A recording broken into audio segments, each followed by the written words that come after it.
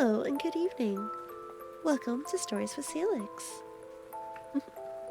Tonight's selection, Alice's Adventures in Wonderland and Through the Looking Glass by Lewis Carroll. Chapter 2, The Pool of Tears. Curiouser and curiouser, cried Alice. She was so much surprised that for the moment she quite forgot how to speak good English. Now I'm opening out like the largest telescope that ever was. Goodbye, feet.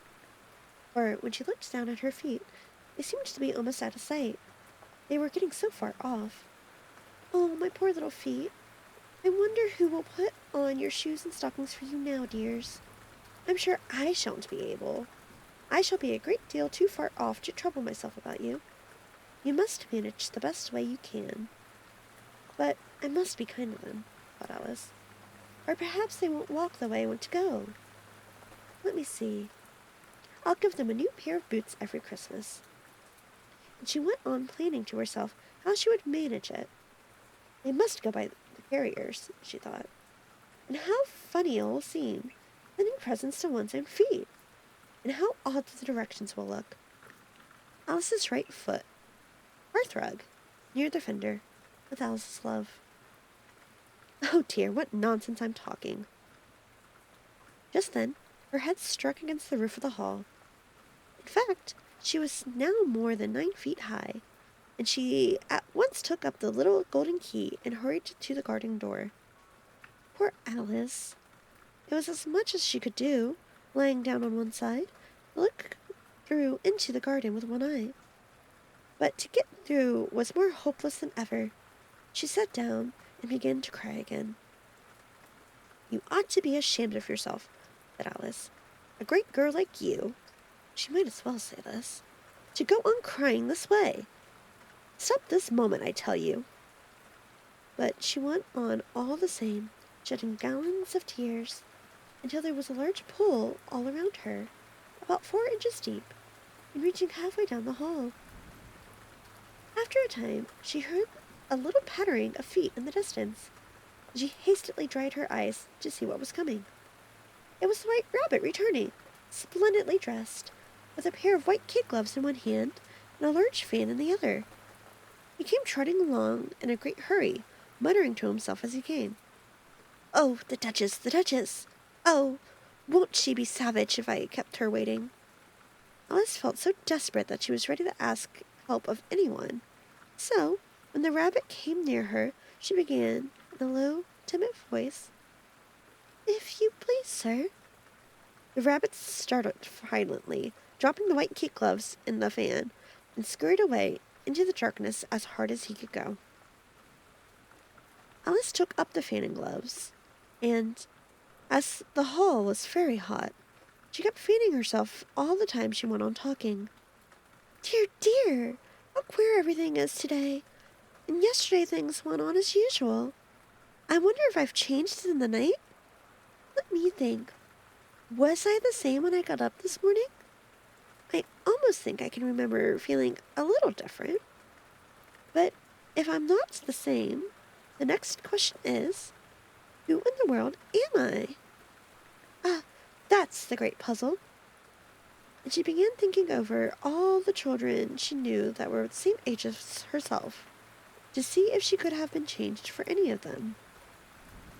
I'm sure I'm not Ada, she said, for her hair goes in such long ringlets, and mine doesn't go in ringlets at all.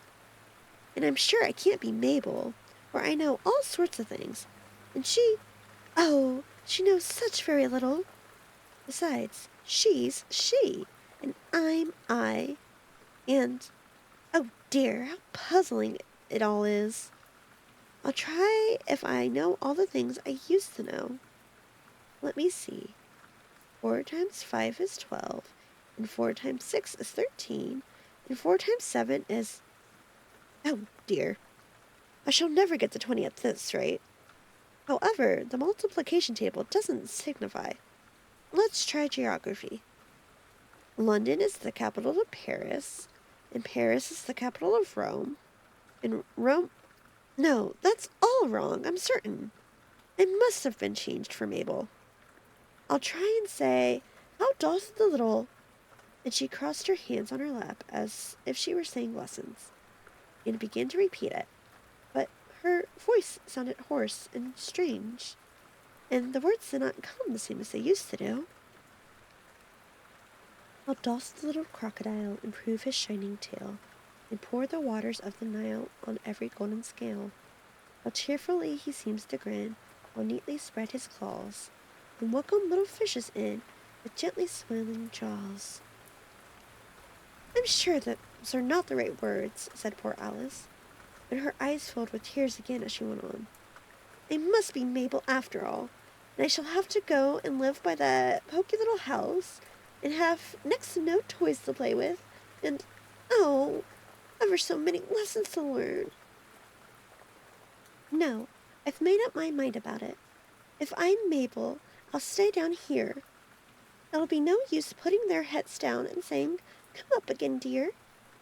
I shall only look up and say, who am I then? Tell me that first, and then, if I like being that person, I'll come up. If not, I'll stay down here until I'm somebody else. But, oh dear, cried Alice, with a sudden burst of tears, I do wish they would put their heads down. I'm so very tired of being alone here. As she said this, she looked down at her hands and was surprised to see that she had put on one of the rabbit's little white kid gloves while she was talking. How can I have done that? She thought. I must be growing small again.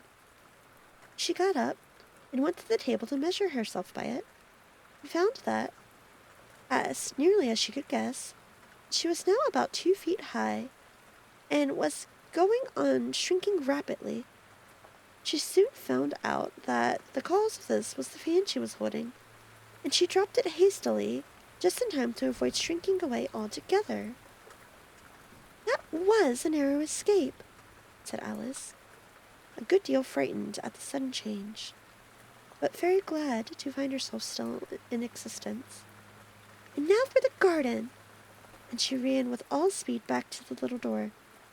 But alas, the little door was shut again, and the little golden key was lying on the glass table as before. And things are worse than ever, thought the poor child, for I never was so small as this before, never. And I declare it's too bad that it is. As she said these words, her foot slipped, and in another moment, splash! She was up to her chin in salt water. Her first idea was that she had somehow fallen into the sea. And in that case, I can go back by railway, she said to herself. Alice had been to the seaside once in her life, and had come to the general conclusion that wherever you go on the English coast, you'll find a number of bathing machines in the sea, from children digging in the sand with wooden spades, and a row of lodging houses, behind them a railway station. However, she soon made out that she was in the pool of tears which she had wept when she was 9 feet high. I wish I hadn't cried so much, said Alice, as she swam about, trying to find her way out. I shall be punished for it now, I suppose, by being drowned in my own tears. That will be a queer thing, to be sure. However, everything is queer today. Just when she heard something splashing about in the pool a little ways off, and she swam nearer to make out what it was. At first, she thought it must be a walrus or a hippopotamus, but then she remembered how small she was now, and she soon made out that it was only a mouse that had slipped in like herself. Would it be of any use now, thought Alice, to speak to this mouse? Everything is so out of the way down here, and I should think very likely it can talk. At any rate, there's no harm in trying. So she began. Oh, Mouse, do you know the way out of this pool? I am very tired of swimming about here, oh Mouse. Alice thought this must be the right way of speaking to a mouse. She had never done such a thing before, but she remembered having seen in her brother's Latin grammar a mouse, of a mouse, to a mouse, a mouse. The mouse looked at her rather inquisitively, and seemed to her to wink with one of its little eyes, but said nothing. Perhaps it doesn't understand English, thought Alice. I dare say it's a French mouse, come over here with William the Conqueror. For all her knowledge of history, Alice had no very clear notion how long ago anything had happened. So she began again, "Oh, est tu machete?" which was the first sentence in her French lesson book. The mouse gave a sudden leap out of the water, and seemed to quiver all over with fright. "Oh, I beg your pardon!"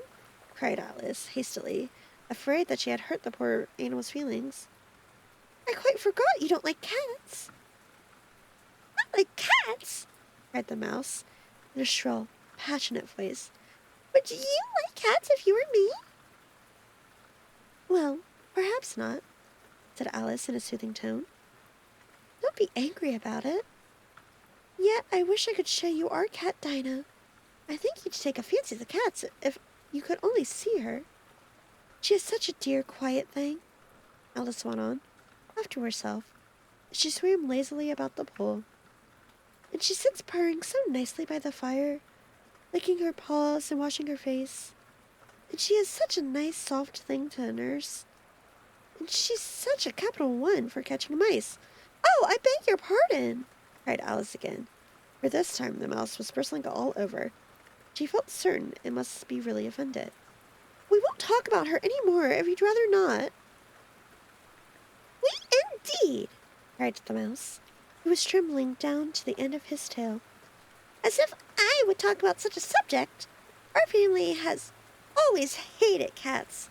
Nasty, low, vulgar things. Don't let me hear the name again." "I won't indeed," said Alice, in a great hurry to change the subject of conversation. Are you fond of dogs?" The mouse did not answer, so Alice went on eagerly. "There is such a nice little dog near our house, I should like to show you. A little bright-eyed terrier, you know, with, oh, such long curly brown hair. And it'll fetch things when you throw them, and it'll sit up and beg for its dinner, and all sorts of things. I can't remember half of them. And it belongs to a farmer, you know, and he says it's so useful, it's worth £100. He says it kills all the rats and—" "Oh, dear," cried Alice in a sorrowful voice. "I'm afraid I've offended it again."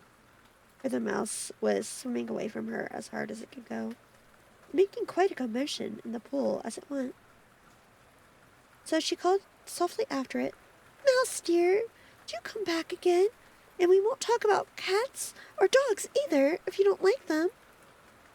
When the mouse heard this, it turned round and swam slowly back to her.